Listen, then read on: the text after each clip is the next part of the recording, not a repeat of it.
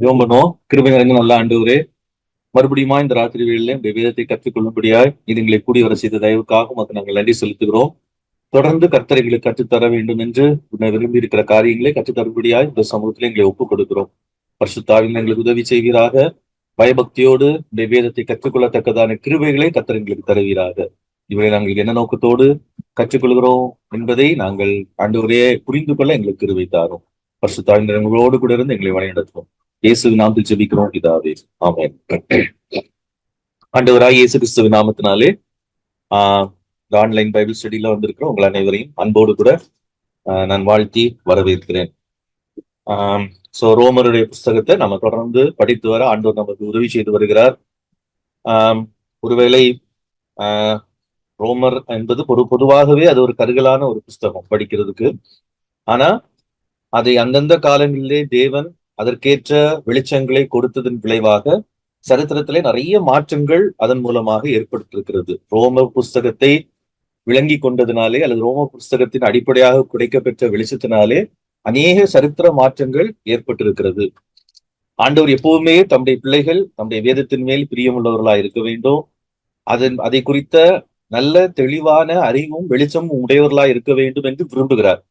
அதுக்காக தான் அவர் வேதத்தை கொடுத்திருக்கிறார் என்பதையும் நம்ம மறந்து போகக்கூடாது.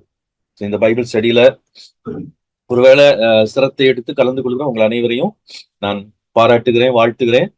தொடர்ந்து ஆண்டவர் நமக்கு கற்றுக்கொள்ள வேண்டிய காரியங்களை கற்றுக்கொள்ள உதவி செய்வாராக. வழக்கமா நம்ம ரோமரை படிக்கிறத விட வித்தியாசமான ஒரு பெர்ஸ்பெக்டிவ்ல நம்ம படிச்சுட்டு இருக்கிறோம். அவனுடைய கிருபையினாலே நம்ம 5ஆம் அதிகாரத்துக்கு வந்திருக்கிறோம். 5ஆம் அதிகாரத்திலிருந்து ரொம்ப முக்கியமான ஒரு பார்ட் இது. முதல் 4 அதிகாரங்கள் கூட முக்கியம்தான். இந்த 5ஆம் அதிகாரத்திலிருந்து சொல்லப்படுகிற விஷயங்களை புரிந்து கொள்கிறதற்கு அது முக்கியம். ஆனா அந்த 5ஆம் அதிகாரத்திலிருந்து 8ஆம் அதிகாரம் வரைக்கும் நம்ம பார்க்க போகிற விஷயங்கள் நான் ஏற்கனவே திரும்ப திரும்ப சொல்லிட்டு வர்றது மாதிரி இது என்னை பொறுத்த வரைக்கும் ஒரு கிறிஸ்தவன் இதை சரியாய் புரிந்து கொள்வானால் ஆண்டவருடைய திட்டம் என்ன என்பதை பூமியிலே குறித்த ஆண்டவருடைய திட்டம் என்ன என்பதை அப்போஸ்தலனாகிய பவுல் ரொம்ப தெளிவா இதுல விளங்க வைக்கிறாரு. இந்த 4 அதிகாரங்கள் அதுலயும் 8ஆம் அதிகாரம் தான் இந்த ரோமருடைய கிளைமேக்ஸ் அப்படின்னு சொல்லி கிளைமேக்ஸ் சாப்டர் அப்படின்னு சொல்லி நான் ஏற்கனவே பலமுறை சொல்லி இருக்கிறேன். அதை நோக்கி போகிற இந்த 3 அதிகாரங்கள் 5, 6, 7 அதிகாரங்களும் ரொம்ப ரொம்ப முக்கியமானவைகள். ஆகவே இதுல நம்ம கவனத்தோடு நம்ம தொடர்ந்து இதை பார்ப்போம். போன வாரம் நம்ம பார்த்ததனுடைய தொடர்ச்சியை பார்ப்போம். 5ஆம் அதிகாரத்துல எப்படி ஆண்டவருடைய அன்பு அல்லாவிட்டால் ஆண்டவருடைய இந்த இயேசு கிறிஸ்துவனுடைய மரணம், ஆண்டவருடைய அன்பு இயேசு கிறிஸ்துவனுடைய மரணத்தின் மூலமாக வெளிப்படுகிறது. அந்த இயேசு கிறிஸ்துவனுடைய மரணத்தின் மூலமாக வெளிப்படுகிற ஆண்டவருடைய அன்பு நம்மை வெட்கப்படுத்தாது அப்படின்னு சொல்லி 5ஆம் அதிகாரத்துல அங்க சொல்லிட்டு 6ஆம் வசனத்துல இருந்து நம்ம போன ஒரு சில வாரங்களாகவே அதைதான் திரும்ப பார்த்துட்டு இருக்கிறோம். 6ஆம் வசனத்திலிருந்து 12, 15 வரைக்கும் உள்ள வசனங்களை நம்ம பார்த்தோம். அதுல பவுல் கம்பேர் பண்றத ஒப்பிடுகிறத பார்த்தோம். எதை ஒப்பிடுகிறார் அப்படின்னு சொன்னா ஆண்டவருடைய மரணத்தினாலே நமக்கு கிடைக்கிற இந்த ஆசீர்வாதங்கள் அது அளப்பற்கரியது. அது it is not it is immeasurable. அதுதான் அவர் சொல்றாரு. அதிகம், இட்ஸ் மோர். அதான் நம்ம போன 2 வாரமும் பார்த்தோம். இதுல என்ன கான்பிடன்ஸ் இல்லாட்ட என்ன அஷூரன்ஸ் பவுல் கொடுக்கிறார் அப்படின்னு சொன்னா நியாயப்பிரமாணத்தின் மூலமாக அல்லாவிட்டால் மாம்சத்தின் படியான இஸ்ரவேல் மூலமாக தேவன் உலகத்தை சரி செய்யும்படியான திட்டத்தை கொண்டு வந்தார். ஆனா மாம்சத்தின் படியான இஸ்ரவேலாலே அதை என்ன செய்ய முடியாது, கம்ப்ளீட் பண்ண முடியாது. உலகத்துல வந்த பிரச்சனைக்கான பாவத்தினாலே வந்த அந்த ப்ராப்ளத்துக்கு சொல்யூஷனுக்காக ஆபிரகாமை அவர் சூஸ் பண்றாரு. ஆபிரகாமுடைய சந்ததி அவர் சூஸ் பண்றாரு. ஆனா அவங்க மூலமா இந்த ரோமருடைய புக்கோட த்ரஸ்டே அதுதான். ரோமர் புஸ்தகத்தினுடைய என்ன சொல்றது, அதனுடைய மொத்த அழுத்தம் கொடுக்கிற இடமே அதுதான். நம்ம பொதுவா அதை எப்படி புரிஞ்சுக்கிடுவோம் அப்படின்னு சொன்னா ரோமன்ஸ்னா நம்ம ஒருவேளை உங்களுக்கு பழைய பழைய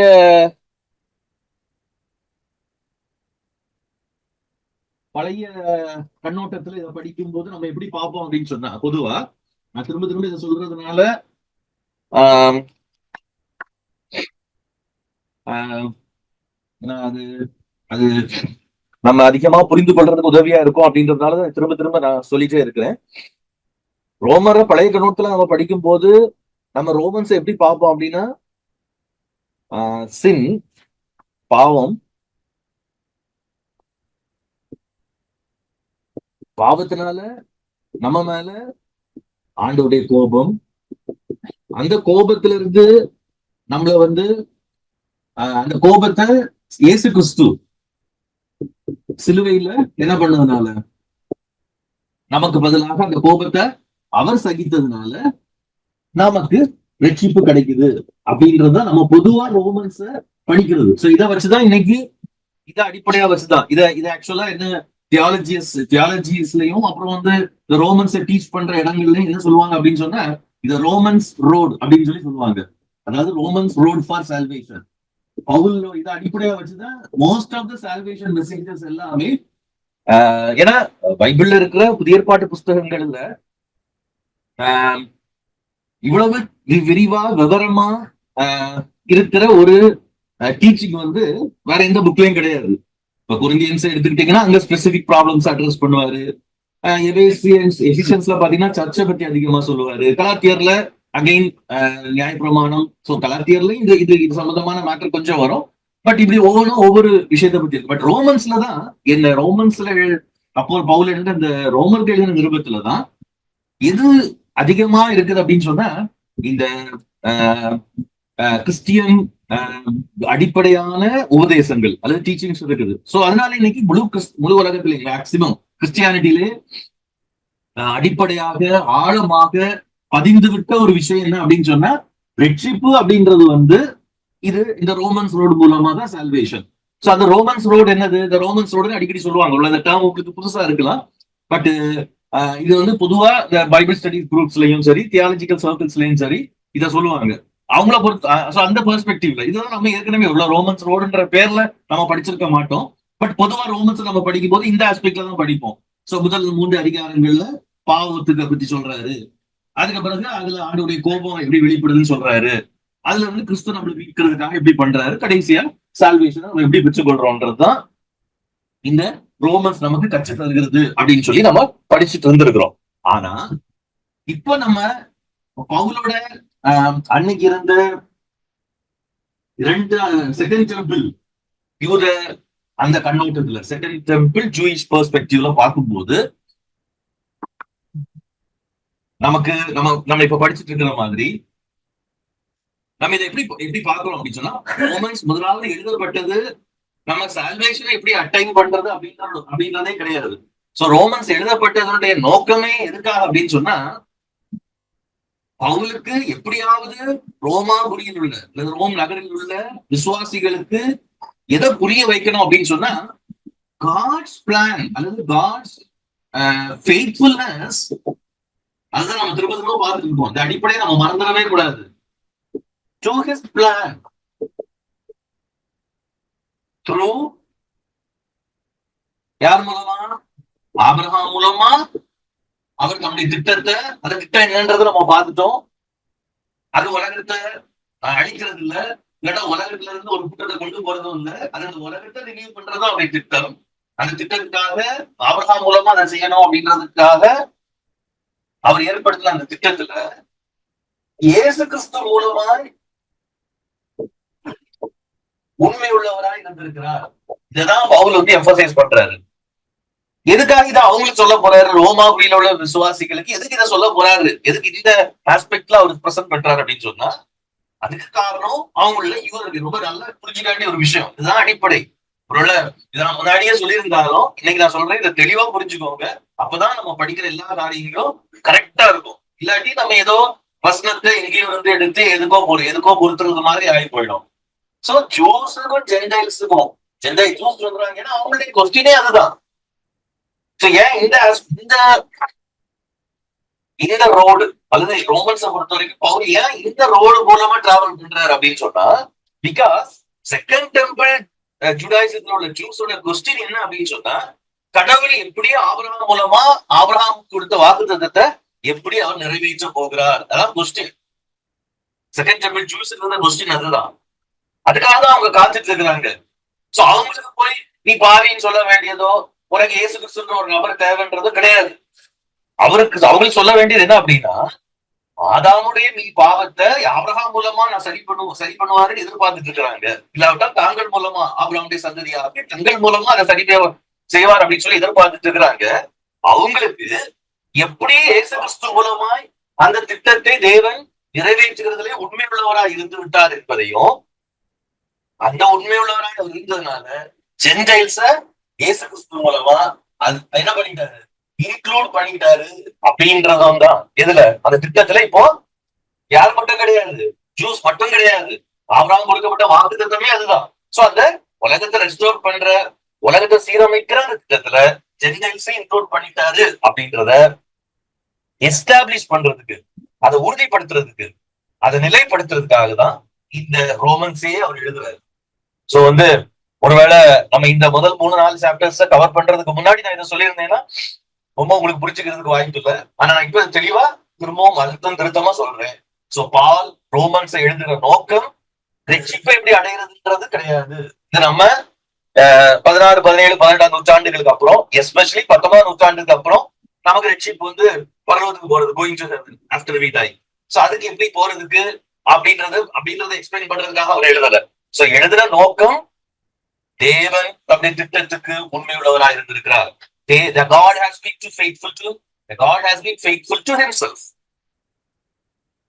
ஜூஸ் ஃபெயில் ஆனாங்க, ஆபிரகாம் மூலமா வந்த திட்டம் ஃபெயில் ஆச்சுது, பட் ஜீசஸ் கிரைஸ்ட் மூலமா அது நிறைவேறிச்சு.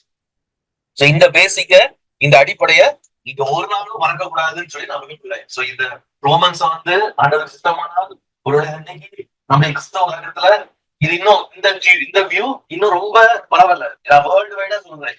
வேர்ல்டு வைடா இந்த வியூ படி ஒருவேளை என்டி ரைட்ஸ் அப்படின்ற தியாலஜியன் அந்த மாதிரி அவரை சேர்ந்து அந்த மாதிரி ஒரு சிலர் அவங்களுடைய ஸ்டடிஸ் 1970களிலே 1970ஸ்லயே ஆரம்பிச்சிட்டாங்க. ஏன்னா 1970ஸ்ல தான் இந்த பேக்ரவுண்டே நான் திரும்ப உங்களுக்கு சொல்றதுல எனக்கு வருத்தம் இல்லை. ஏன் அப்படின்னா நீங்க நல்லா தெரிஞ்சுக்கிட்டா மட்டும் தான் இது எவ்வளவு முக்கியமானது அப்படின்றத புரிஞ்சுக்க முடியும். 1970ஸ்ல தான் நிறைய செகண்ட் டெம்பிள் ஜுடாயிசத்தை பத்தின நிறைய தகவல்கள் கிடைக்குது. அப்ப செகண்ட் டெம்பிள் ஜுடாயிசத்தை பத்தின தகவல்களை ஆராய்ச்சி செய்கிற அநேக வேதத்தை நம்பாத, ஏன்னா பைபிளா ஹிஸ்டரி புக்கா நிறைய வேதத்தை நம்பாத அல்லது காட பிலீவ் பண்ணாத, ஜீசஸ் பிலீவ் பண்ணாத நிறைய பேர் ஆராய்ச்சி பண்ணாங்க. அப்படி ஆராய்ச்சி பண்ண இடி சாண்டர்ஸ் அப்படின்ற ஒருத்தர், முக்கியமா இடி சாண்டர்ஸ் அப்படின்றவரு என்ன பண்றாரு அப்படி, எட் சாண்டர்ஸ் அப்படின்றவர் என்ன பண்றாரு அப்படின்னு சொன்னா, அவர் சொல்றாரு நீங்க இன்னைக்கு சொல்ற விளக்கம் அதாவது நம்ம பாவம் செஞ்சிட்டோம், நம்ம பாவத்திலிருந்து விடுதலை வர்றதுக்கு யூதர்கள் தன்னை சொல்ற ரைச்சஸ்னஸ் செல்ஃப் மாரல் இதனை நம்பியிருந்தாங்க. சோ ஆண்டவர் கோபத்தை தப்பிக்கிறதுக்கு அந்த செல்ஃப் மாரல்னால முடியாது. அதாவது ஜீசஸ் கிரைஸ்ட் அனுப்பி ஒன்லி ஃபெய்த் த்ரூ ஃபெய்த். இதை விளக்கணும்னா ரோமன்ஸோட பழைய பர்ஸ்பெக்டிவ்ல விளக்கணும். இப்படி நிறைய போயிட்டே இருக்கும். ஒன்லி த்ரூ ஜீசஸ் கிரைஸ்ட் மூலமா ஃபெய்த் மூலமா தான் அப்படின்னு சொல்லி கொண்டு வந்தாங்க அப்படின்னு சொல்லி சொல்றாங்க. இப்ப ஈடி சாண்டர்ஸ் என்ன சொல்றாருன்னா, இதுக்கு பேசிக்கே இல்லை, இதுக்கு அடிப்படையே இல்லை. ஏன்னா அந்த செகண்ட் டெம்பிள் ஜுடாயிசத்துக்கு தான் நம்ம கிடைச்சிருக்கிற அவ்வளவு லிட்ரேச்சரும் அவங்க அப்படி ஒண்ணு இருந்த மாதிரி சொல்லல. இல்ல நாங்க கடவுளை போய் சேர்றதுக்கு எங்களுக்கு என்ன வேண்டாம், எங்களுக்கு அக்கறைகள் செய்யணும், நாங்க செல்ஃப்லி நல்ல மாரல் லைஃப் வாழணும், அதுக்கு அப்படிதான் கடவுளை போய் சேர முடியும் அவங்க இருந்த மாதிரி நம்ம நினைச்சு கிட்டத்தட்ட 300-400 ஆண்டுகள் அதே தான் பேசிட்டு இருந்தோம். ஆனா அவரும் ஆராய்ச்சி பண்ணி பார்க்கும்போது அப்படி அவங்க இருந்தது மாதிரியே தோணல. சோ அவருடைய ஆர்குமெண்ட் என்ன அப்படின்னு சொன்னா, ரோமன்ஸ் நீங்க சொல்ற விளக்கம் உள்ள பால் தப்பா இருக்கலாம், இல்லாட்டி நீங்க சொல்ற விளக்கம் தப்பா இருக்கலாம். அப்புறம் பார்க்கும் போதுதான் இந்த என்டி ரைட்ஸ் போன்ற பைபிள் ஸ்காலர்ஸ் படிக்கும் போதுதான் என்ன புரியுது அப்படின்னு சொன்னா, பால் as a Jewish apostle, ஒரு யூத அப்போஸ்தலனாக அந்த பீரியடுக்குள்ள பிரச்சனையை தான் அவர் ரீட் பண்றாரு. அந்த பீரியடுக்குள்ள பிரச்சனை என்ன, நம்ம என்ன பண்றோம், நம்ம நமக்குள்ள பிரச்சனையை கொண்டு போய் பைபிளுக்குள்ள கூட்ட விரும்புறோம். ஆனா அப்போல பிரச்சனை என்னது, யார் அந்த கூட்டம், கடவுள் எப்படி உண்மையா இருப்பேன், வாக்குத்தத்தை எப்படி நிறைவேற்ற போறாரு, பூமியை ஆசீர்வதிப்பேன், பூமியை ரெஸ்டோர் பண்ணுவேன், திரும்பவும் ஆதாம் செய்த தவறு அது என்ன செய்யப்பட்டு நீக்கப்பட்டு ஆபிரகாம் மூலமாக ஆசீர்வாதம் வரும்னு சொல்லி சொன்னாரு. அது எப்ப வரும்னு அவங்க காத்திருக்கிறாங்க. பவுலோட விளக்கு அதுக்குதான் கரெக்டான இந்த என்னது நம்ம இப்போ பார்த்துட்டு இருக்கிற ரோமன்ஸ் ரோடு கரெக்டா இருக்கு. சோ இந்த அடிப்படையை ஒரு நாளும் மறந்துடக்கூடாது அப்படின்றது நான் வந்து இதை உங்களுக்கு சொல்லியிருக்கிறேன். சோ இதை நீங்க ஒரு நாளும் மறக்கக்கூடாதுன்றத விரும்புறேன். சோ இப்ப இந்த ஆஸ்பெக்ட்ல தான் 5ஆம் அதிகாரத்துல அவர் வந்து என்ன சொல்றாரு அப்படின்னு சொன்னா, 5th சாப்டர்ல சோ கடவுளுடைய அந்த இப்ப அவரு இயேசு கிறிஸ்து மூலமா இப்ப அதான் எக்ஸ்பிளைன் பண்றாரு. எப்படி ஆபிரகாம் மூலமாய் அவர் வாக்கு பண்ணின அந்த திட்டத்திற்கு, ஆபிரகாம் மூலமா வாக்கு பண்ணின அந்த அந்த அவருடைய நோக்கத்திற்கு உண்மையுள்ளவராய் இயேசு கிறிஸ்து மூலமாய் உண்மையுள்ளவராய் இருந்திருக்கிறார் சொல்லிட்டு, இந்த இயேசு கிறிஸ்து மூலமாய் உண்மையுள்ளவராய் இருந்திருக்கிறார்ன்றது it's not an ordinary thing. அதான் அவர் 5ஆம் அதிகாரத்துல திரும்ப திரும்ப சொல்றாரு. இது ரொம்ப ரொம்ப முக்கியமான விஷயம். ஏன் ரொம்ப ரொம்ப முக்கியமான விஷயம் நான் சொல்றேன் அப்படின்னு சொன்னா, பிகாஸ் இதுல வந்துதான் நமக்கு அஷூரன்ஸ் இருக்கு. சோ எப்படி கொஸ்டின் என்ன, நீ ஆபிரகாமுடைய சந்ததியும் இல்ல, நீ விருத்த சேதனமும் பண்ணல, நீ நியாயப்பிரமாணத்தையும் கை கொள்ளல, நீ எப்படி ஈஸியா ரொம்ப ஈஸியா கவர்னன்ட் மெம்பரா மாற முடியும்? சோ கவர்னன்ட் மெம்பரா மாறுறதுன்றது வந்து நமக்கு ஒருவேளை இன்னைக்கு கவர்னன்ட் மெம்பர்னா நான் எதை மீன் பண்றேன்னு உங்களுக்கு புரியும்னு நினைக்கிறேன். சோ இந்த சொல்ல போனா இது நம்ம ஒரு கிறிஸ்டியன், இப்ப நம்ம சொல்ற டேர்ம் கிறிஸ்டியன். ஆக்சுவலா கவர்னன்ட் மெம்பர் அப்படின்றது தான் கிறிஸ்டியன். கவர்னன்ட் மெம்பர்ன்றது தான் கிறிஸ்டியன். ஆபிரகாமுடைய அந்த உடன்படிக்கைக்கு ஆண்டவர் படைந்த அந்த உடன்படிக்கைக்கு அந்த உடன்படிக்கையில் உள்ள திட்டத்திற்கு நிறைவேற்றுவதற்கு நம்மள ஒரு அங்கத்தினரா ஆண்டவர் வச்சிருக்கிறாரு. அதான் நம்ம கிறிஸ்டியனா இருக்கிறோம். சோ இந்த கவர்னன்ட் மெம்பரா மாறுறது பெரிய விஷயம். ஜூஸை பொறுத்த வரைக்கும், ஏன் ஜூஸை பொறுத்த வரைக்கும் பெரிய விஷயம் அப்படின்னா, அவங்களுடைய எல்லாமே வந்து என்ன அப்படின்னா தங்கள் மூலமாய் God is அதான் God is working through them, அல்லது God is going to work through them. எதை அவர் செய்யணும்னு நினைச்ச வேலைய ஒகேஷன் அந்த வேலைய தங்கள் மூலமாய் செய்ய போறாருன்றதுலதான் அவங்களுக்கு பெரிய பரவசம். சோ தேவர் சோ ஆபிரகாமுக்கு ஆபிரகாமுக்கு பிரச்சனை இல்லையா, ஆபிரகாமுக்கு கஷ்டம் இல்லையா, யாக்கோபுக்கு பிரச்சனை இல்லையா, யாக்கோபுக்கு கஷ்டம் இல்லையா, எல்லாருக்கும் பிரச்சனைகள் இருந்துச்சு, கஷ்டங்கள் இருந்துச்சு, சத்துருக்களால துரத்தப்பட்டாங்க. they had so many என்ன சொல்றது, அவங்களுடைய ஜேர்னியை பாத்தீங்க அப்படின்னு சொன்னா நிறைய இடையூறுகள் இருந்துச்சு, நிறைய பிரச்சனைகள் இருந்துச்சு. பட் இது எல்லாத்தையும் தாண்டி அவங்களோட ஒரு நம்பிக்கை, ஹோப் என்ன அப்படின்னு சொன்னா, அதுதான் நான் இந்த 5ஆம் அதிகாரத்துல இந்த 5ஆம் அதிகாரத்தை விட்டு எனக்கு மூவ் பண்ண மனசு இல்லாதது காரணம், ஏன்னா அந்த 5ஆம் அதிகாரத்துல அவ்வளவு விஷயங்கள் இருக்குது. சோ அவங்க ஹோப் என்ன அப்படின்னு சொன்னா, அந்த க்ளோரி என்னது, again what is that glory, நல்லா புரிஞ்சுக்கோங்க. அதான் 5ஆம் அதிகாரத்தை ஆரம்பிக்கும் போதே பவுல் என்ன சொல்றாரு அப்படின்னு சொன்னா, தேவ மகிமையை அடைவோம் என்கிற நம்பிக்கையினாலே என்ன செய்யறோம், மேன்மை பாராட்டுகிறோம், தேவ மகிமை அடைவோம். ஏன்னா இந்த தேவ மகிமை அடைவோன்ற நம்பிக்கை யாருடைய நம்பிக்கை, யூதர்களுடைய நம்பிக்கை. It's the hope of the Jews. So அது என்ன க்ளோரி, க்ளோரினா என்னது, ஏஞ்சல்ஸ் மாதிரி ஷைனிங்கா இருக்கிறதா, அல்லது நம்மள சுத்திலும் ஒரு என்னது எப்போ பார்த்தாலும் பிரகாசமா நம்ம பிரைட்டா இருக்கிறதா? நான் சின்ன வயசுல என்ன நடந்துச்சு அப்படின்னு சொன்னா, க்ளோரி அப்படின்னா எனக்கு சொல்லி கொடுத்தது அப்படிதான். சண்டே ஸ்கூல்ல ட்ரெஸ் போடாம இருந்தாலும் எதுவும் வெளியில தெரியாது, அதான் க்ளோரி அப்படின்னு எனக்கு நான் நினைச்சிருந்திருக்கேன். பட் ஆக்சுவலா இஸ்ரவேல் ஜனங்கள் அல்ல யூத ஜனங்கள் எதிர்பார்த்து க்ளோரி அது கிடையாது. என்ன அப்படின்னு சொன்னா, காடு வந்து இந்த உலகத்தை ரெஸ்டோர் பண்ணுகிற அல்லது ரெஸ்டோர் பண்ணுகிற அவருடைய ரூல திரும்ப இந்த உலகத்துக்கு கொண்டு வர்றத மூலமாய் செய்வார். மனுஷன் இழந்து போனது, ஆடம் இழந்து போனது தங்கள் மூலமாய் செய்வார்ன்றதுதான் அவருடைய க்ளோரி. பவுல் சொல்றாரு 5ஆம் அதிகாரம் 1ஆம் வசனத்துல, நம்பிக்கையினாலே மேன்மை பாராட்டுகிறோம். யாரு நம்ம யார் மேன்மை பாராட்டுறது, யாரு, as Christ people, மெஸ்ஸியாவுடைய ஜனங்களாக. அதனாலதான் சொல்றாரு 3ஆம் வசனத்துல, உபத்திரவத்தையும் கொண்டு நாங்க சோர்ந்து போறது இல்லை. பிகாஸ் எங்களுடைய ஹோப் என்னது, சோ ஒரு கிறிஸ்டியனோட ஹோப் என்னவா இருக்கணும் தெரியுமா? இன்னைக்கு கிறிஸ்டியன்ஸோட ஹோப் எதுக்கு மேல பொதுவா இருக்குது அப்படின்னு சொன்னா, ஹோப்னா நான் என்ன சொல்றேன் அப்படின்னு சொன்னா, ட்ரஸ்ட் சொல்றேன், ஹோப்ப சொல்றேன். ஹோப்னா நம்ம ஃபியூச்சர் என்ன அப்படின்னா, அங்க போய் என்ன செய்வேன், வொர்ஷிப் பண்ணிட்டே இருப்பேன். இதான் நீங்க ஒரு ஆவரேஜ் கிறிஸ்டியன், ஒரு சராசரி கிறிஸ்தவன் என்னது, நான் உலகத்துல ஆண்டவரை ஆராய்ச்சிட்டே இருக்கேன், ஒரு நாள் சாவேன், செத்தோட நான் ஹெவனுக்கு போவேன், அங்க போய் ஆண்டவரை ஆராய்ச்சிட்டே இருப்பேன். சோ இந்த எஸ்கட்டாலஜி நம்ம கரெக்ட் பண்ணலன்னா, சோ நம்மளுடைய ஹோப்பு தான், நம்மளுடைய எஸ்கட்டாலஜி தான் நம்ம ஹோப்பு. நிறைய பேருக்கு என்னாலோட கோபத்துக்கு காரணமே என்ன அப்படின்னா, நான் எஸ்கட்டாலஜிய பேசினேன், இப்போ வழக்கத்துல இருக்கிற எஸ்கட்டாலஜிய நான் எதிர்த்து பேசினேன், அப்படின்றதுனாலதான் நான் நிறைய பேரால பழிக்கப்பட்டேன். இந்த எஸ்கட்டாலஜியே ஏன் பேசணும் அப்படின்னு சொன்னா, this is my hope. Eschatology தான் என்னோட ஹோப். என்னோட ஹோப் வந்து நான் செத்தோட்டம் பரலோகத்துக்கு போறது மட்டுமா இருந்தா நான் இந்த உலகத்துல என்னதான் பண்ணுவேன்? இந்த உலகத்துல ஆண்டவர் வர்ஷிப் பண்ணிட்டே இருப்பேன். நிறைய பேர் ஆராதனை நடக்கும்போது அதான் சொல்லுவாங்க, நீங்க இங்க ஆராதிச்சு பழகலன்னா இங்க போய் ஆராதிக்க முடியாது, பரலோகத்துல போய் ஆராதிக்க முடியாதுன்னு சொல்லி சொல்லுவாங்க. பட் காட்ஸ் க்ளோரி அது கிடையாது. What is God's glory? It is to rule the earth. It is to என்னது, அந்த ஒரிஜினல் மேண்டேட், ஆபிரகாமுக்கு கொடுக்கப்பட்ட அந்த ஒரிஜினல் மேண்டேட்டை திரும்பவும் மனுஷனுக்கு ரெஸ்டோர் பண்றதும் ரீகெயின் பண்றதும் தான் அந்த க்ளோரி. சோ அந்த க்ளோரிய தான் அவங்க எதிர்பார்த்துட்டு இருந்தாங்க. அந்த க்ளோரிய தான் ஆண்டவர் எங்க வச்சிருந்தாரு அப்படின்னு சொன்னா டெம்பிள்ல வச்சிருந்தாரு. இப்போ பவுல் சொல்றாரு, அந்த க்ளோரிய ஆண்டவர் என்ன பண்றாரு அப்படின்னு சொன்னா நமக்கு வாக்கு பண்ணியிருக்கிறார். சோ தட் இஸ் அவர். சோ அதனாலதான் சொல்றேன், கிறிஸ்டியன்ஸோட ஹோப் என்னவா இருக்கணும் அப்படி நம்பிக்கை என்னவா இருக்கணும் அப்படின்னு சொன்னா தேவ மகிமை அடைவோம். அப்படிதான் தேவ மகிமை அடைவோம் அப்படின்னு சொன்ன உடனே அந்த வசனத்தை வாசிச்ச உடனே உண்மையிலே நான் வாசிச்சு இது பண்ணும்போது இட் வாஸ் சோ எக்ஸைட்டிங், ரொம்ப பரவசமா இருந்துச்சு. ஏன் அப்படின்னா it is not just going and வானத்துல போய் கிளவுடுக்கு மேல உட்கார்ந்து கிட்டார் வாசிக்கிறது கிடையாது. It is God's glory. அதாவது I am going to become a God reflector. So இன்னைக்கு ஆண்டவர் என்ன பண்ணிருக்காரு, ஒரு நாள் முழுமையா இந்த உலகம் ரெஸ்டோர் ஆகும் பொழுது, நான் சொன்ன மாதிரி ஹெவன் அண்ட் எர்த் ரெண்டும் சேர்ந்து வரும்போது, ஹெவன் அண்ட் எர்த் சேர்ற அந்த நேரத்துல நான் அப்பவும் எப்படியா இருப்பேன் அப்படின்னா காட் ரிஃப்ளெக்டரா இருப்பேன்.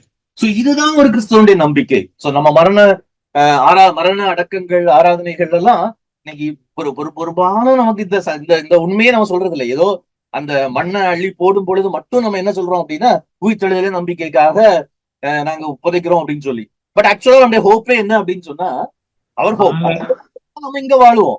நான் பர்வத்துல போய் வர்ஷிப் பண்ணிட்டு இருப்பேன்னு நினைச்சா நம்ம இங்க வர்ஷிப் மட்டும் தான் பண்ணுவோம். ஆனா நான் ஒரு நாள் இந்த புதிய பூமியில ஆண்டவரால ரெஸ்டோர் பண்ணப்படுகிற ரினியூ பண்ற அந்த புதிய பூமியில நான் ஆண்டவரோடு கூட இருந்து ரூல் பண்ணுவேன். ரூல் பண்றதுன்னா நமக்கு என்ன மைண்ட்ல வருதுன்னு தெரியல.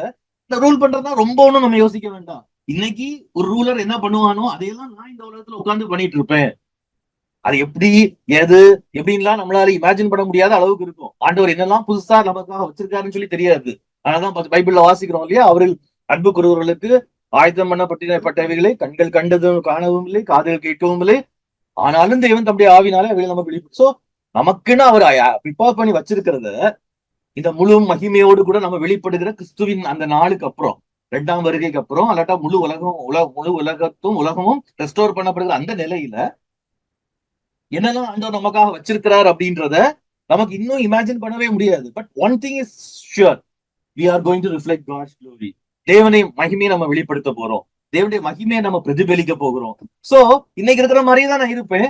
பட் இன்னும் ஃபுல் பொட்டன்ஷியல், நான் ஒரு ஃபுல்லி ஹியூமனா நான் இருப்பேன். இதுதான் நமக்கு கொடுத்திருக்கிற ஆண்டவர் நமக்கு தந்திருக்கிற நம்பிக்கை. சோ ஒருவேளை என்னோட எஸ்கட்டாலஜி இதுவா இருக்குமானா நான் இப்ப என்ன செய்வேன்? இப்பவே நான் காட் ரிஃப்ளெக்டரா இருப்பேன். இப்பவே நான் அந்த எர்த்தை மேனேஜ் பண்ணுவேன். இப்பவே நான் எக்கனாமியை மேனேஜ் பண்ணுவேன். இப்பவே நான் இந்த ரிலேஷனை மேனேஜ் பண்ணுவேன். எல்லாத்தையும் நான் மேனேஜ் பண்ணுவேன். Because I know that I am call to be a ruler. God's ரூலரா இந்த உலகத்துல இருக்கும்படியா அழைக்கப்பட்டிருக்கிறேன். ஏன்னா என்னுடைய நம்பிக்கை என்னதுதான், அதுதான். யூதர்கள் இன்னைக்கு ஏன் நம்ம கேட்போம், யூதர்கள் ஏன் உலகத்துல எங்க போனாலும் டாமினேட் பண்றாங்க?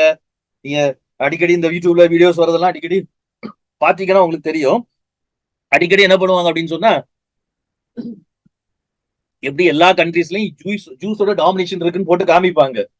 எனக்கு நிறைய நேரம் அது புரியாது. இவங்க ஏன் இப்படி இருக்கிறாங்க? Because their hope is that. இன்னைக்கு வரைக்கும் அவங்களோட நம்பிக்கை என்னது? ஆபிரகாமுடைய சந்ததியில வந்தா நாங்க தான் என்ன பண்ண போறோம்? ஒரு நாள் we are going to rule the earth. So now itself we will start that. So நம்ம கிறிஸ்டியன்ஸ் தான் என்ன பண்றோம்? துரதிருஷ்டவசமா பரிதாபகரமாக நம்முடைய நம்பிக்கையை வெறுமனே பரலோகத்துல போய் பாட்டு பாடுறதா வச்சிருக்கிறதுனால நம்மளால இன்னைக்கு மேக்சிமம் இந்த உலகத்துல செய்ய முடிஞ்சது, இன்னைக்கு எஸ்பெஷலி தமிழ் கிறிஸ்டியானிட்டியால மேக்சிமம் நம்மளால செய்ய முடிஞ்சது வர்ஷிப் மட்டும்தான். அதை தவிர நம்ம வேற எதுவுமே பண்ண முடியாத ஒரு பரிதாபமான நிலைமைக்கு வந்து விட்டோம். அதுக்கு காரணம் நம்முடைய வேத அறிவு, வேதத்துல சரியான அறிவின்மை. சரியா? ஓகே. சோ அப்போ இந்த நம்பிக்கைய, ஒருவேளை இந்த ஹோப், இதுதான் என்னோட ரோல், இதான் என்னோட ஒகேஷன், ஆண்டவரிடம் தந்திருக்கிற பணி இதுதான் அப்படின்னு ஒருவேளை இதை வந்து நம்ம உடனே என்ன நினைக்க கூடாது அப்படின்னு சொன்னா, அதை நான் கடைசியில எக்ஸ்பிளைன் பண்றேன். உள்ளவங்களுக்கு நிறைய ப்ராக்டிகல் நிறைய கொஸ்டின்ஸ் வரும். ரொம்ப இண்டிவிஜுவலாவும் யோசிக்க கூடாது.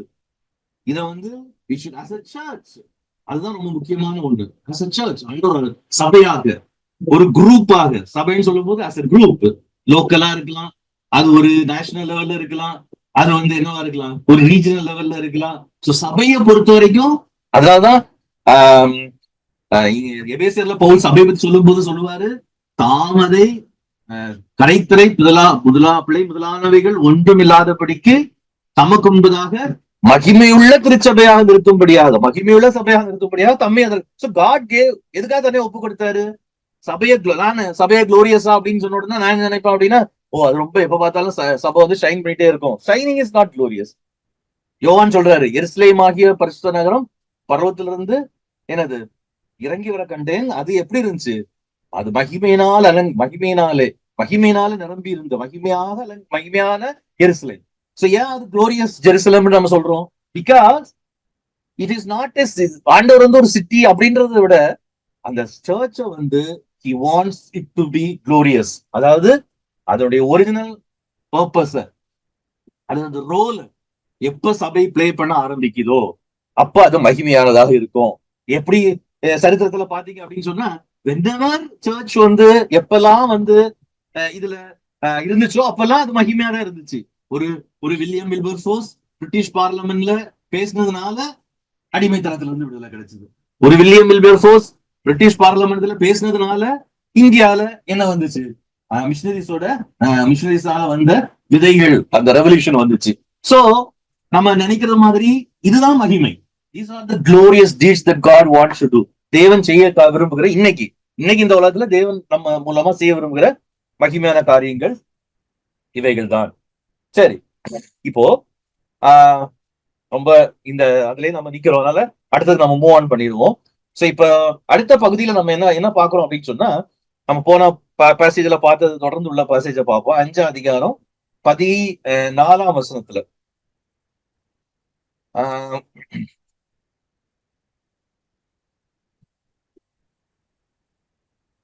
ஓகே, இப்ப 5ஆம் அதிகாரத்துடைய கடைசி பகுதி நம்ம வந்துருவோம். ஏன்னா அந்த மற்ற பேசேஜஸ்ல நம்ம ஓரளவுக்கு பார்த்துட்டோம். சோ எப்படி ஆதாம் மூலமா மரணம் வந்துச்சு, இயேசு கிறிஸ்து மூலமா வந்து என்ன வந்துச்சு அப்படின்னு சொன்னா, ஆதாம் மூலமா மரணம் வந்துச்சு, பட் இயேசு கிறிஸ்து மூலமா ஜீவன் வந்துச்சு. சோ ஆதாம் மூலமா வந்த மரணம், அதான் அந்த கம்பாரிசன் தான் நான் நெக்ஸ்ட் ஹைலைட் பண்ண விரும்புறேன். ஃபார் எக்ஸாம்பிள் 17ஆம் வசனத்தை, ரோமர் 5ஆம் அதிகாரம் 17ஆம் வசனத்துல பாத்தீங்கன்னா, அந்த ஒருவனுடைய மீறுதலினாலே அந்த ஒருவன் மூலமாய் மரணம் ஆண்டு கொண்டிருக்கு. சோ டெத் வந்து என்ன பண்ணிட்டு இருக்கு அப்படின்னு சொன்னா, ரூல் பண்ணிட்டு இருக்குது உலகத்தை. சோ இப்ப இன்னைக்குள்ள உலகத்தை ஜீசஸ் கிரைஸ்டோட இயேசு கிறிஸ்துடைய கிராஸ் சிலுவைக்கு முந்தின நாள் வரைக்கும், இல்லாட்டா குட் ஃப்ரைடேக்கு முந்தின நாள் வரைக்கும், குட் ஃப்ரைடேக்கு முந்தின நாள் வரைக்கும் என்ன நடந்துட்டு இருக்கு? பவுலோட எக்ஸ்பிளனேஷன் இப்படிதான் இருக்குது. குட் ஃப்ரைடேயோட முந்தின நாள் வரைக்கும் டெத் இந்த உலகம் ஃபுல்லா ஆளுகை பண்ணிட்டு இருக்குது. டெத்தோட ரூல்ல இருக்குது உலகம் ஃபுல்லா. மரணத்தின் ஆளுகையில இருக்குது. பட் என்ன நடக்குது அப்படின்னு சொன்னா, இயேசு கிறிஸ்துடைய மரணத்துல என்ன நடக்குது? வாசிக்கலாம் 17ஆம் வசனத்தை. 5ஆம் அதிகாரம் 17ஆம் வசனம். அல்லாமலும் ஒருவனுடைய மீறுதலினாலே அந்த ஒருவன் மூலமாய் மரணம் ஆண்டு கொண்டிருக்க, கிருபையின் பரிபூரணத்தையும் நீதியாகிய ஈவன் பரிபூரணத்தையும் பெறுகிறவர்கள் இயேசு கிறிஸ்து என்னும் ஒருவராலே ஜீவனை அடைந்து ஆளுவார்கள் என்பது அதிக நிச்சயமாமே.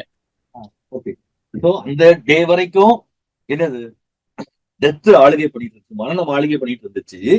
இப்போ இயேசு கிறிஸ்து இறந்த அடுத்த நாள்ல இருந்து இயேசு கிறிஸ்து என்னும் ஒருவராலே என்ன கிடைக்கும் அப்படின்னு சொன்னா, ஜீவனை அடைந்து ஆளுவரல. அன்னையில இருந்து லைஃப் வந்து பிகின்ஸ் டு ரெயின். எப்படி ரெயின் பண்ண ஆரம்பிக்குது?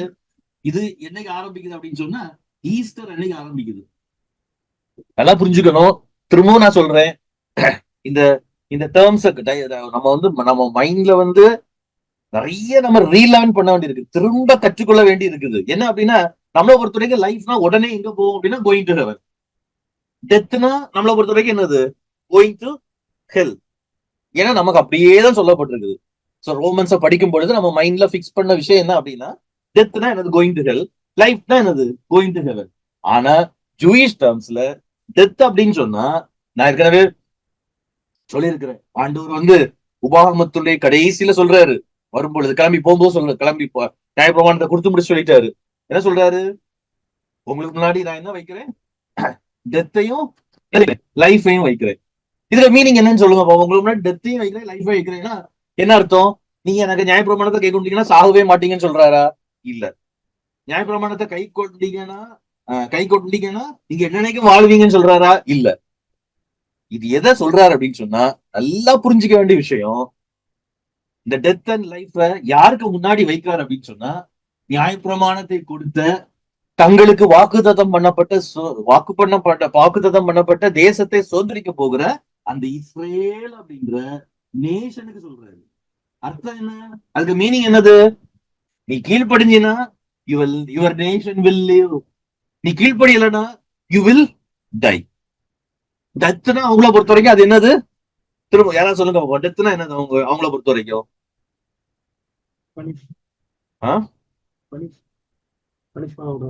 என்ன பனிஷ்மெண்ட் அவங்கள பொறுத்த வரைக்கும்? Death as a national nation பொறுத்த வரைக்கும் யாராவது முடிஞ்சா அன்மியூட் பண்ணிட்டு சொன்னீங்கன்னா நல்லா இருக்கும். கரெக்ட், பிரவீன் கரெக்டா சொல்லியிருக்காரு, அவருக்கு ஒரு கை தட்டிருங்க. எக்ஸைல். ஓகே, சோ அவங்க as a நேஷன் அவங்கள பொறுத்த வரைக்கும் எக்ஸைல். சோ நியாயப்பிரமாணத்தை நீ கை கொண்டீங்கன்னா என்னது?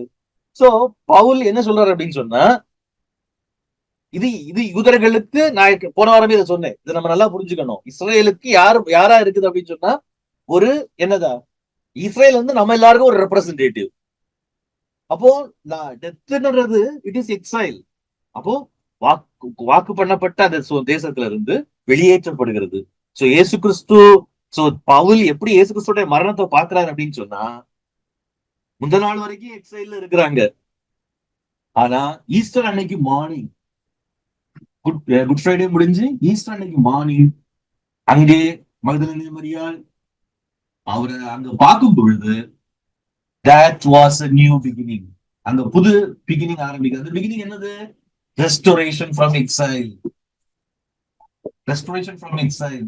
எக்ஸைல் ரெஸ்டோரேஷன் ஆரம்பிக்குது. அந்த ரெஸ்டோரேஷன் இயேசு கிறிஸ்து என்னும் ஒருவர் மூலமாக தான் சொல்றாரு. இயேசு கிறிஸ்து என்னும் ஒருவராலே ஜீவனை அடைந்து ஆளுவார்கள் என்பது அதிக நிச்சயமாமே. அதனாலதான் இப்ப நம்ம போன வாரம் படிச்சதையும் இந்த வாரம் இப்ப பாக்குறதையும் நீங்க கொஞ்சம் ரிலேட் பண்ணி பாத்தீங்கன்னா அழகா தெரியும். என்ன புரியும் அப்படின்னா, 10ஆம் வசனத்துல பாத்தீங்கன்னா, நாம் தேவனுக்கு சத்துருக்களா இருக்கையில், வாசிக்கலாம் 5ஆம் அதிகாரம் 10ஆம் வசனம். நாம் தேவனுக்கு சத்துருக்களா இருக்கையில் அவருடைய குமாரனின் மரணத்தினாலே அவருடனே ஒப்புரவாக்கப்பட்டோமானால், ஒப்புரவாக்கப்பட்டவன் நாம் அவருடைய ஜீவனாலே ரட்சிக்கப்படுவது அதிக நிச்சயமாமே. அதுவும் அல்லாமல் போதும். ஓகே, சோ டெத்னால நம்ம ஒப்புரவாக்கப்பட்டுட்டோம். அவள் உயிர்த்தெழுந்தனால, because he is alive now, அவர் ரட்சிக்கப்பட்டதுனால அந்த ஜீவனை நம்ம அந்த ஜீவனை அடைவோன்றதும் அந்த ரூலை நம்ம பெறுவோம் அப்படின்றதும் அதிக நிச்சயமாமே. சோ 5ஆம் அதிகாரம் முழுசும் பவுல் திரும்ப எதை கொண்டு வராரு அப்படின்றத உங்களுக்கு நான் சொல்லிடுறேன். நீங்க பிறகு டைம் கிடைக்கும் போது நல்லா வாட்சி பார்த்துக்கோங்க. திரும்ப அவரு ரொம்ப அஷூரன்ஸ் பண்ணி, ரொம்ப நிச்சயம் பண்ணி, ரொம்ப உறுதியா, ரொம்ப கான்பிடண்டா என்ன சொல்றாரு அப்படின்னு சொன்னா, சுருக்கமா சொல்லணும்னு சொன்ன, ஏ கிறிஸ்டியன், நீ யார் தெரியுமா? நீ ஒரு ஜூயிஷ் கவர்னர்ல இருந்த அந்த பிரிவிலேஜஸும் அந்த பிளெஸிங்ஸும் உனக்கு கிடையாது. உனக்கு கொடுக்கப்பட்டிருக்கிற இந்த ஆசீர்வாதங்கள் எப்படிப்பட்ட ஆசீர்வாதம் அப்படின்னா, இட் இஸ் இம்மெஷரபிள். அது என்னது? அளவிடப்பட முடியாத ஆசீர்வாதங்கள். அந்த ஆசீர்வாதத்தினுடைய மொத்த சுருக்கம் என்ன தெரியுமா? You will rule in life. இந்த ரூல் இன் லைஃப் அப்படின்றது இட்டர்னல் லைஃப் கிடையாது. எதை நீ ஏதேனிலே தொலைத்து போட்டாயோ, எதை நீ ஏதேனிலே இழந்து போனாயோ, அத இயேசு கிறிஸ்து மூலமா திரும்ப ஆண்டவர் உனக்கு என்ன பண்ணிருக்காரு? கொடுத்திருக்கிறாரு.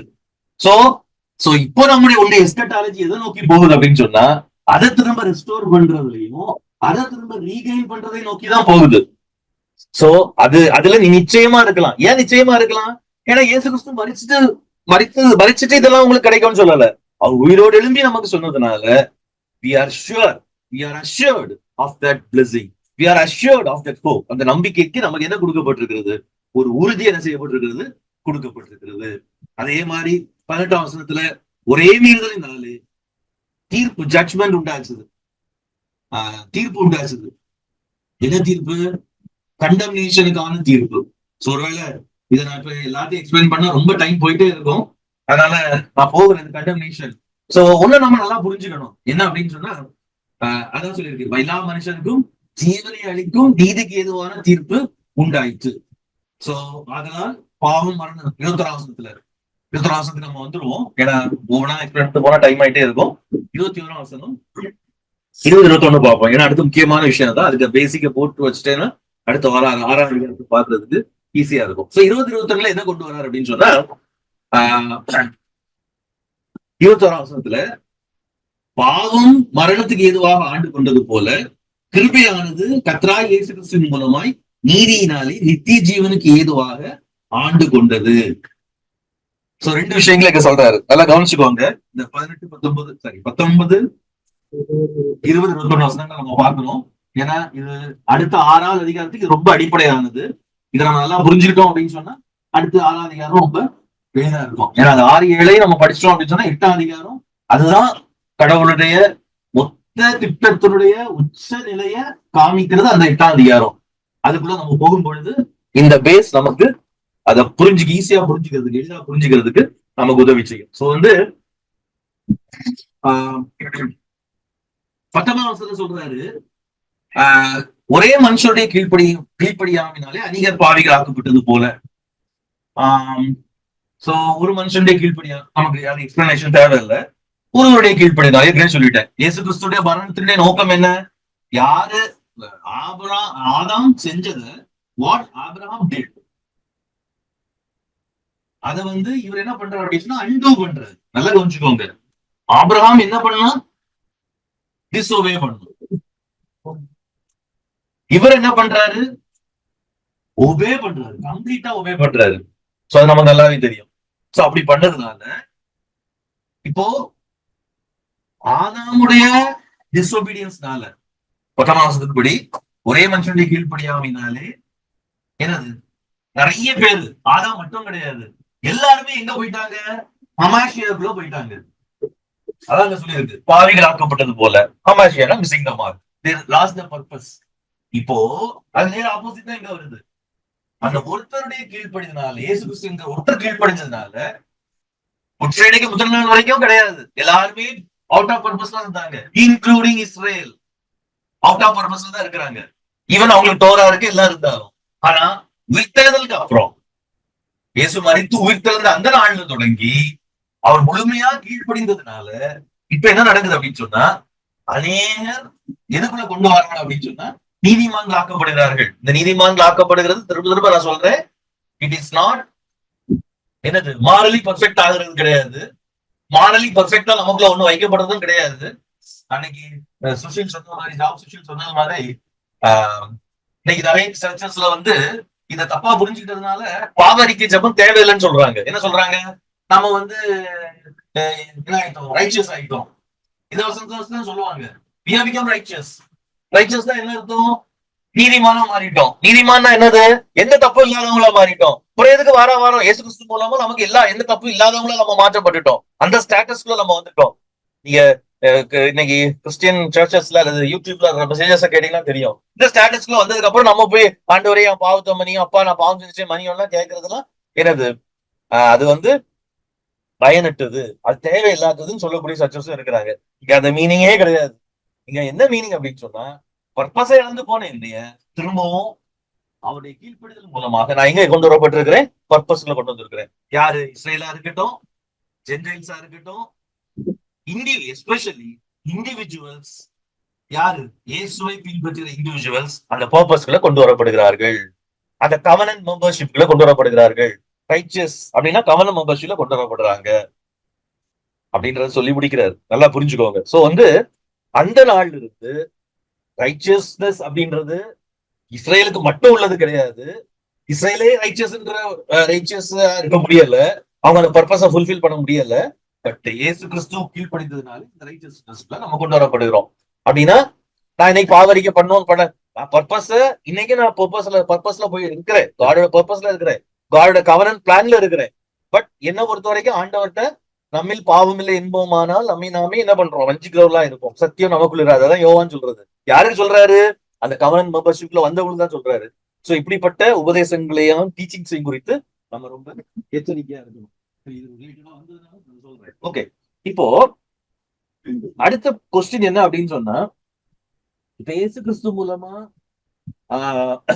நம்ம நீதிமான்களாக்கப்படுறோம். சோ இதுதான் பாவலோட கடைசியா ஃபைனலா ரோமர் 5ஆம் அதிகாரம் 19 அவர் சொல்ற விஷயம் என்ன அப்படின்னு சொன்னா, சொல்ற பாயிண்ட் என்ன, குறிப்பு என்ன அப்படின்னு சொன்னா, ஒருவருடைய கீழ்ப்படினாலே அநேக நீதிமான்களாக்கப்படுவார்கள் அப்படின்னு சொல்லிட்டு, அப்படின்னா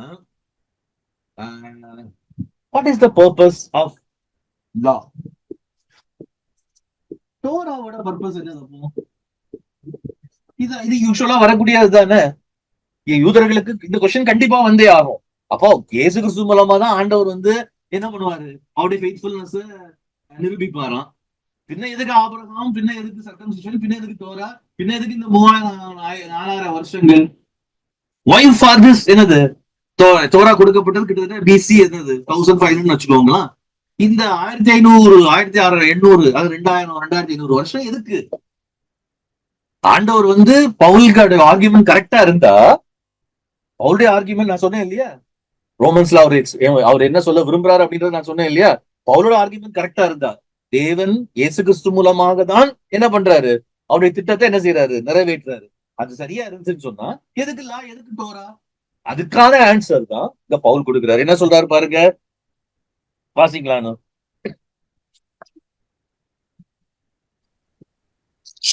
அன்றியும் ஒரே மனுஷனுடைய கீழ்ப்படியாமையினாலே அநேகர் பாவிகளாக்கப்பட்டது போல ஒருவருடைய கீழ்ப்படிதலினால் அநேகர் நீதிமான்களாக்கப்படுவார்கள்.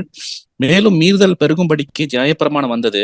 அப்படி இருந்தும் பாவம் பெருகின இடத்தில் கிருபை அதிகமாய் பெருகிற்று. ஆதலால் பாவம் மரணத்துக்கு ஏதுவாக ஆண்டு கொண்டது போல. போதும். ஆக்சுவலா அந்த மேலும் அப்படின்ற வேர்டு நீங்க ஒரிஜினல்ல இருக்கிற மாதிரி எனக்கு தோணல. இங்க எப்படி வருது அப்படின்னு சொன்னா, many will be made righteous. The law was added so that the trespass might increase. இப்போ the lawவோட பர்பஸ் பவுலுக்கு சொல்றாரு, தோராவோட பர்பஸ் சொல்றாரு. அப்போ தோராவோட பர்பஸ் என்னது? ஏன்னா அதுக்கு முதலாம் வசனத்தை தான் எதை சொல்றாரு, ஒரு மனுஷனுடைய நீர்வழினாலே, கீழ்ப்படியாமையினாலேன்னு சொல்றாரு. சோ அமர்ஷியா ஏற்கனவே இருக்குது. எப்ப இருக்குது? லா வர்றதுக்கு முன்னாடியே பாவம் இருக்குது. இந்த சென்ஸ் மிஸ்ஸிங் த மார்க். இந்த விதத்துல சொல்ல போனா பவுல் அமர்ஷியாவை எப்படி ட்ரீட் பண்றாரு அப்படின்னு சொன்னா, அதுக்குன்னு தனி ஒரு பவர் இருக்கிற மாதிரி ட்ரீட் பண்றாரு. அது ஒரு தனி பர்சன் மாதிரியே ட்ரீட் பண்றாரு. அது பர்சனிஃபை பண்றாரு, சாத்தான மாதிரி. சோ உண்மைதான், அது நம்ம அதை மறுக்கவே முடியாது. அமாஷியா அல்லது மிஸ்ஸிங் த மார்க் அப்படின்றது நம்ம நினைக்கிற மாதிரி அது ஆதாமுடைய மீறுதல்னாலே வந்துச்சு அப்படின்னு சொல்லி அப்படி லைட்டா எடுத்துட்டு போகக்கூடிய விஷயம் கிடையாது. பிகாஸ் இன்னைக்கு உலகத்துல என்னத்தை எஸ்டாப்ளிஷ் பண்ண விரும்புறாங்க அப்படின்னு சொன்னா, மேன் பேசிக்கலி நல்லவன்னு சொல்ல விரும்புறாங்க, மேன் பேசிக்கலி குட்னு சொல்ல விரும்புறாங்க. குட் தான், தேவன் நல்லவனா தான் படைச்சாரு. But he miss the mark. இன்னைக்கு அவன் he is under the power of அமாஷியா. சோ சின்னோட பவருக்குள்ள அவன் இருக்கிறான். சோ தோரா வர்றதுக்கு முன்னாடி, லா வர்றதுக்கு முன்னாடி என்ன இருக்குது? பாவம் இருக்குது. அப்படின்னா தோரா எதுக்கு கொடுக்கப்பட்டுச்சு? பர்பஸ் என்ன? அதான் பவுலுக்கு சொல்றாரு, பாவம் பெருகும்படிக்கு, அல்லது என்னது, so that trespass may என்னது, law was added so that the trespass might increase. So இது ரொம்ப முக்கியமான ஒரு விஷயம். இதை நீங்க நம்ம அடுத்த இதான் எங்க எக்ஸ்பிளைன் பண்ணுவார் அப்படின்னு சொன்னா, 7ஆம் அதிகாரத்துல அவர் எக்ஸ்பிளைன் பண்ணுவாரு. சோ வேணா அதை நம்ம இப்பவே ஒரு சில வசனங்களை பார்த்துட்டா உங்களுக்கு ஈஸியா இருக்கும்னு சொல்லி நான் நினைக்கிறேன். இப்ப 7ஆம் அதிகாரம் நீங்க வாசிச்சிருப்பீங்க ஏற்கனவே, அதனால அதை நான் ரொம்ப சொல்ல வேண்டிய அவசியம் இல்லை. பட் 7ஆம் அதிகாரம் அங்கதான் அவர் அதுக்கான இதை கொண்டு வராரு. என்ன சொல்றாரு அப்படின்னு சொன்னா, 7ஆம் அதிகாரம் 7ஆம் வசனத்துல இருந்து இருக்குது. வாசிங்களா? வாசிச்சா நமக்கு திரும்ப அதை 7ஆம் அதிகாரத்துல பார்க்க வேண்டிய அவசியம் இருக்காதுன்னு சொல்லி நான் நினைக்கிறேன். ஆகியால் என்ன சொல்லுவோம்? நியாயப்பிரமாணம் பாவமோ? அல்லவே பாவம் இன்னதென்று நியாயப்பிரமாணத்தினால் நான் அறிந்ததே அண்டி மற்றபடி அறியும்.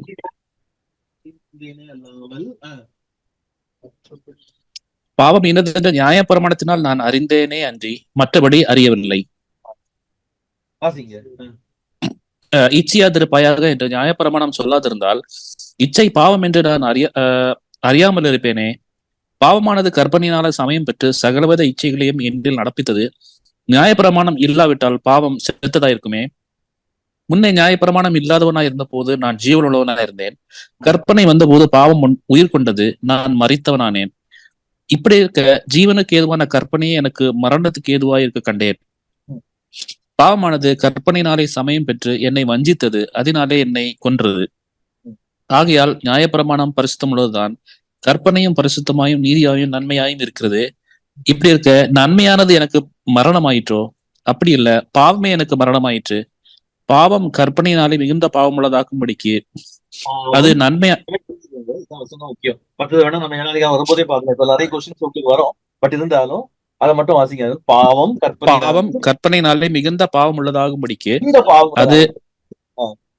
அது நன்மையானதை கொண்டு எனக்கு மரணத்தை உண்டாக்குனதுனாலே பாவமாகவே விளங்கும்படிக்கு அப்படி ஆயிற்று. பாவமா? சோ நியாயப்பிரமாணத்துடைய நோக்கம் என்ன? இங்கிலீஷ் அழகா போட்டிருக்கு, சின்ன அட்டர்லி சின்ஃபுல்லா மாத்தணும். சின் ஏற்கனவே இருக்குது. மனுஷன் வந்து கடவுளுடைய பர்பஸ மிஸ் பண்ணிட்டான். திரும்ப அவன் அந்த ஆளுகைக்குள்ள வர்றதுக்கு வந்து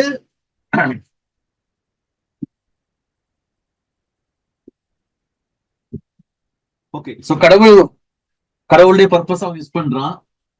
அதான் ஹமாஷியான்னு சொல்றோம். சோ கடவுளுடைய பர்பஸ் அவன் மிஸ் பண்றான். இப்போ சின் இருக்குது. ஹமாஷியனால அவன் என்ன பண்றான் அப்படின்னு சொன்னா, அவன் என்ன பண்றான்? இச்சிக்கிறான். லஸ்ட் வருது,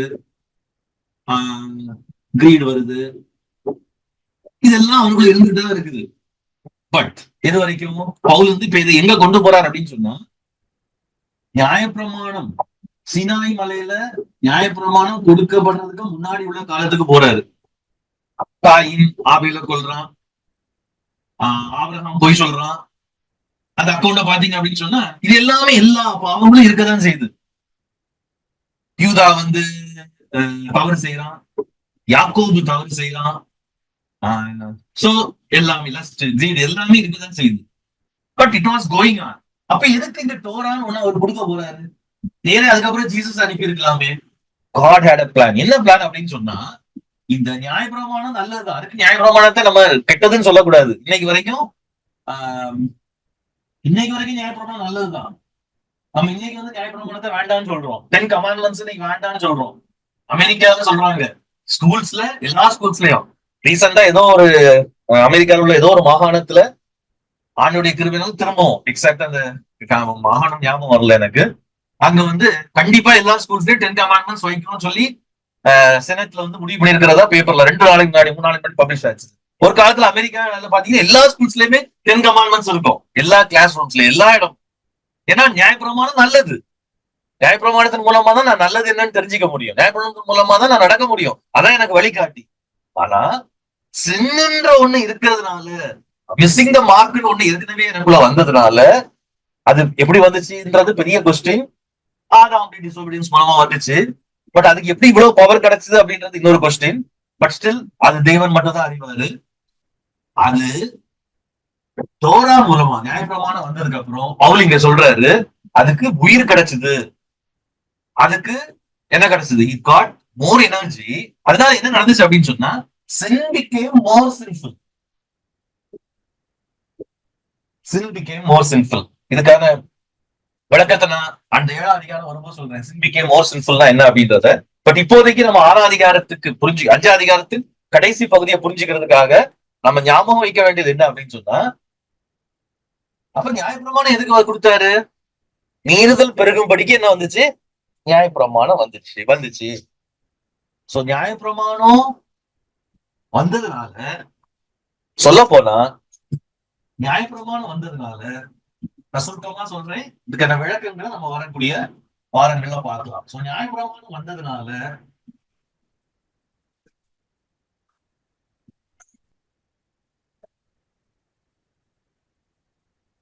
சின் என்ன ஆகுது அப்படின்னு சொன்னா, அது இன்க்ரீஸ் ஆகுது. அது இன்னும் அதிகம் ஆகுது. எந்த அளவுக்கு அதிகம் ஆகுது அப்படின்னு சொன்னா, it gets increased and it என்னது நியாயப்பிரமாணத்தை முடிஞ்சதுக்கு அப்புறம் இஸ்ரேல் நேஷன் உருவாக்குனதுக்கு அப்புறம் இஸ்ரேல் என்ன பண்ணுது? அது நியாயப்பிரமாணம் தான் இதை கொண்டு போய் விடுது, எக்ஸைல்ல கொண்டு போய் விடுது. சோ நியாயப்பிரமாணம் தான் என்ன பண்ணுது அப்படின்னு சொன்னா அவங்களை என்ன கொண்டு போய் விடுது? எக்ஸைல்ல கொண்டு போய் விடுது. நியாயப்பிரமாணம் நல்லதுதான், பட் சிறு இருந்ததுனால இஸ்ரேலால அந்த பர்பஸை ஃபுல்ஃபில் பண்ண முடியல. சோ சில்லுன்னு திரும்ப திரும்ப நான் சொல்றேன், சில்லுன்றது நம்ம இண்டிவிஜுவல் பாவமும் அடங்கும். என்னுடைய இச்சை, என்னுடைய பெருமை, என்னுடைய பொறாமை, என்னுடைய பொய் எல்லாம் அடங்கும். ஆனா அதே நேரத்துல it is not just individual sin மட்டும் கிடையாது, it speaks of the whole sin. இதனால என்ன நடந்துச்சு அப்படின்னு சொன்னா they went into exile. சிலுவையில இயேசு கிறிஸ்துவ நம்ம அன்னைக்குதான் பார்த்தோம். இததான் நம்ம இயேசு கிறிஸ்துவ சிலுவையில மரித்த பொழுது அங்க என்ன நடக்குது அப்படின்னு சொன்னா sin was condemned. இது எப்படி பாசிபிள் ஆச்சு அப்படின்னு சொன்னா பிகாஸ் எதனாலதான்? தோரானாலதான். அது எப்படின்றத நம்ம வரக்கூடிய வாரங்கள்ல நம்ம பார்க்கலாம். சோ அந்த வசனத்தை மட்டும் நான் வேணே பார்த்த வசனம் தான், பட் திரும்பவும் ஒரு ஞாபகப்படுத்தி நான் முடிக்கிறேன். 8ஆம் அதிகாரம் எத்தனாவது வசனம்? 3வது வசனம். 8ஆம் அதிகாரம் 3ஆம் வசனம்.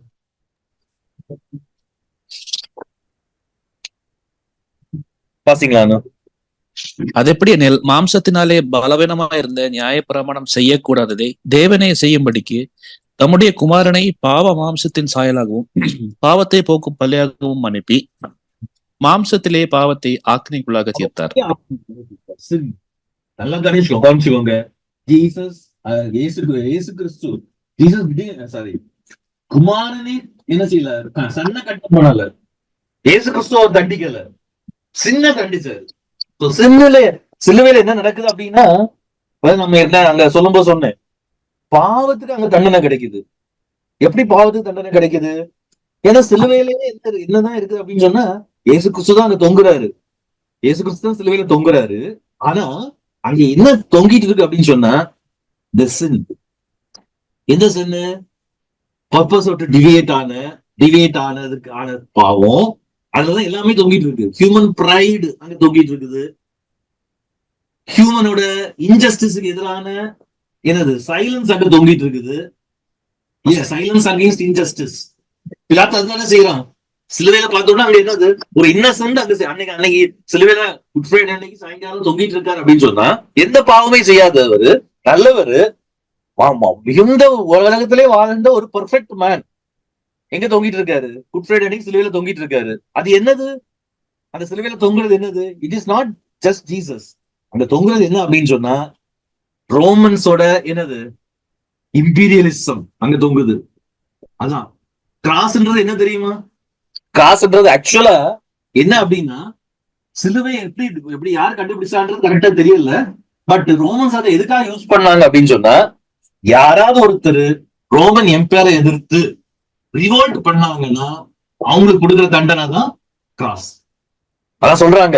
அந்த இயேசு கிறிஸ்துவுக்கு ஒரு சில 2-3 10 ஆண்டுகளுக்கு முன்னாடி கிட்டத்தட்ட அந்த ரோமன்ஸ் போற வழி ஃபுல்லா பார்த்தா நிறைய சிலுவைகள் தான் இருக்குமா.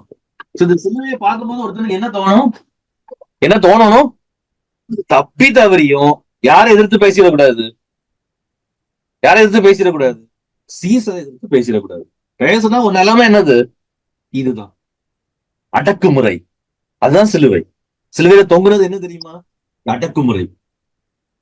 சோ ஒரு நியாயம் பாவமே செய்யாத ஒரு மனுஷன் அங்க தொங்க வச்சது என்ன அப்படின்னு சொன்னா இந்த அடக்குமுறை தான். சோ அவங்களுக்கு ஏன் சிலுவை தண்டனை? ரோமருடைய சட்டத்தின்படி யாருக்கு சிலுவை தண்டனை கொடுப்பாங்க அப்படின்னு சொன்னா ஓகே, ஒண்ணு மர்டரர்ஸ், அப்புறம் யாரு? கிரிமினல்ஸ் கொடுப்பாங்க. மர்டரர்ஸ், கிரிமினல்ஸ் இந்த மாதிரி கொடுப்பாங்க. இது பெரும்பாலும் இந்த தண்டனை யாருக்கு வழங்கப்படும் அப்படின்னு சொன்னா ரோம சாம்ராஜ்யத்தை எதிர்க்கிறவங்களுக்கு. அந்த சிலுவை அப்படியே விட்டுருவாங்க. அதுல அவங்க செத்து அது அங்கேயே தொங்கி அது காக்காலாம் அதை சாப்பிட்டு அது அப்படியே இருக்கும். எதுக்கு அடையாளம்னா ரோமுக்கு போற வழி ஃபுல்லா அந்த அந்த சிலுவையை பார்க்கும் போது அவங்களுக்கு தோணும் யாராவது ரோம சாம்ராஜ்யத்தை எதிர்த்தாங்கன்னு சொன்னா அவங்களுடைய நிலைமை என்னது? இதுதான் அப்படின்றத. சோ ஜீசஸ் அதுதான் சிலுவை மரித்தார். ஏன் அவர் அதை சூஸ் பண்ணாரு மறிக்கிறதுக்கு? பிகாஸ் அங்கதான் சிலுவை என்ன ஆகுது, சின்ன என்ன ஆகுது, கண்டமாகுது. He was punished. பட் 3ஆம் நாள் அவர் உயிரோடு எழுந்த போது என்ன என்ன விளங்குச்சு அப்படின்னு சொன்னா, காடோட ஜஸ்டிஸ் அண்ட் ரிவிலன்ஸ். ஒருவேளை மீடியாவை சைலண்ட் பண்ணிடலாம். நம்ம இன்னைக்கு கிறிஸ்டியன்ஸுக்கும் அந்த எனர்ஜி இல்லதான் இல்லையா? நம்மளும் அப்படிதான் இருக்கிறோம்.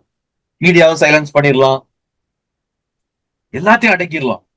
ஆனா தேவன் ஒரு நாள் உயிர்த்தெழுதலின் காலை வேளையில when he reveals his justice, அவர் தம்முடைய உலக செட்ரைட் ஃபைனலா செட்ரைட் பண்ணும் பொழுது no one can escape. So இதுதான் ஆக்சுவலா சொல்ல போற பனிஷ்மெண்ட். சோ நம்ம பனிஷ்மெண்டே இல்லன்னு நம்ம சொல்லல, நல்லா புரிஞ்சுக்கணும். பட் அந்த பனிஷ்மெண்ட் வந்து எப்படி செயல்படுது அப்படின்னு சொன்னா, இட் அஃபெக்டிங் ரைட்ஸ். வேர்ல்ட செட்ரைட் பண்ணும் பொழுதுதான் அந்த பனிஷ்மெண்ட் செயல்படுது. சொன்ன ஓமைதான், கோதுமையும் பீட்ஸ் அண்ட் டர்ஸ் ரெண்டே வளர விடுங்க, அறுப்பு காலம் வரைக்கும் வளரட்டும். ரெண்டும் வித்தியாசம் இல்லாம போயிட்டே இருக்குது. பட் அறுப்பு காலம் வரும் பொழுது டேஸ் வில் பி என்னது, அதுக்கு என்ன பனிஷ்மெண்ட், ஹெல்ல ரோஸ் பண்ணுவாரா அப்படின்றது நமக்கு தெரியாது. அந்த டேஸ் வந்து டேஸ் யாருன்றது நமக்கு தெரியாது. நம்ம நினைச்சிட்டு இருக்கிறவங்க இருக்க மாட்டாங்க. But they will not participate. அவங்களுக்கு பனிஷ்மெண்ட் என்ன அப்படின்னா, சுருக்கமா சொல்லிடுறேன், இதுக்கு வசன ரெஃபரன்ஸ் நான் சுருக்கமா சொல்லிடுறேன். What is that punishment is going to be அப்படின்னா, என்ன பனிஷ்மெண்ட் இருக்க போகுது சொல்ல போனா, they will not partake in the என்னது அந்த ரூல், அந்த ஆளுகையில அவங்களுக்கு பார்ட்டேக் கிடைக்காது. அப்புறம் அவங்க எப்படி இருப்பாங்க, அவங்களுக்கு என்ன கிடைக்கும், அவங்க எப்படி இருப்பாங்க, அவங்க யாரா இருப்பாங்க, அதெல்லாம் நமக்கு தெரியாது. But they will be completely removed from the rule in the new heaven and new earth. அந்த நியூ எர்த்லயும் நியூ ஹெவன்லயும் இல்லாட்டா அந்த ரினியூடு எர்த்லயும் ரினியூடு ஹெவன்ல இருக்கிற அந்த என்ன சொல்றது ரூல்ல அந்த ரூல்ல இருந்து they will be removed. So அதனால நான் ஆண்டவருக்காக நிக்கிறேன், நான் ஆண்டவருக்காக செயல்படுறேன், எனக்கு என்ன கிடைக்கும் அப்படின்னு சொல்லி நம்ம வருத்தப்பட வேண்டிய அவசியம் இல்ல. கர்த்தருக்குள் படுகிற பிரயாசம் விருதாவா இராது என்று அறிந்து அதுல எப்பொழுதும் பெறுகிறவர்களா இருப்பீர்களாக. ஏன்னா the day of resurrection will decide that. ஜோமனோமா, நல்ல ஆண்டவரே நன்றி செலுத்துகிறோம். நாங்கள் கற்றுக்கொண்ட, நீங்கள் கற்றுக் கொடுத்த காரியங்களுக்காக உங்களுக்கு ஸ்தோத்திரம். தொடர்ந்து இவர்களை நாங்கள் புரிந்து கொள்ளவும், இந்த உலகத்துல எப்படி ஆகிலும் ஆண்டவரே ஏதோ நாங்கள் இனிமேல் வரப்போகிற உலகத்தை அல்லாவிட்டால் உயிர்த்தெழுதலை குறித்து பேசிக் கொண்டிருக்கிறவர்களாக அல்ல ஆண்டவரே. இந்த பூமியிலே இயேசு கிறிஸ்து எங்களுக்காக மரித்து உயிர்த்தெழுந்ததினாலே அதை நாங்கள் காண்பிக்கிறவர்களாக, நாங்கள் டெமான்ஸ்ட்ரேட் பண்றவங்களாக எங்க லைஃப்ல இப்பவே ஆளுகையை நாங்கள் காண்பிக்கிறவர்களாக, இப்பவே ஒரு ஆண்டவரே இயேசுவை விசுவாசியாத யூதர்களுக்கு அவ்வளவு வைராக்கியமும் ஆண்டவரே அவங்களுக்கு செயல்பாடும் இருக்குமானால் எங்களுக்கு எவ்வளவு அதிகமாக அவசியம் ஆண்டவரே இந்த தேசத்துல, குறிப்பாய் நாங்கள் வாழுகிற இந்த காலகட்டத்திலே எங்களுக்கு அவளை தந்தருவீராக. ஏதோ பரலோகத்திலிருந்து நாங்கள் பாட்டு பாடுவோம் என்பதோடு மட்டும் நிறுத்தி விடாமல், இந்த உலகத்தை நாங்கள் ஆளுகை செய்யும்படியாக அழைக்கப்பட்டவர்கள் என்கிற ஆண்டவரே அந்த நம்பிக்கையிலே நாங்கள் இந்த உலகத்திலே அந்த நம்பிக்கையோடு கூட செயல்படுகிறவர்களா எங்களை மாற்றும். அதுக்கு தேவையான எல்லா கிருபைகளையும் எங்களுக்கு தாரும். எங்களுடைய அளவிலே எங்கள் ஒவ்வொருத்தருக்கும் நீர் என்ன அழைப்பை வைத்திருக்கிறீரோ அதை நாங்கள் அதில் நிறைவேற்ற எங்களுக்கு கிருபை தாரும். தொடர்ந்து வழிநடத்தும், கற்றுக்கொள்ள வேண்டிய காரியங்களை கற்றுக்கொள்ள வளர்த்தாரு. கலந்து கொண்ட ஒவ்வொருவரையும் அவருடைய குடும்பங்களையும் ஆசீர்வதியும். இயேசு நாமத்தில் ஜெபிக்கிறோம் பிதாவே, ஆமென்.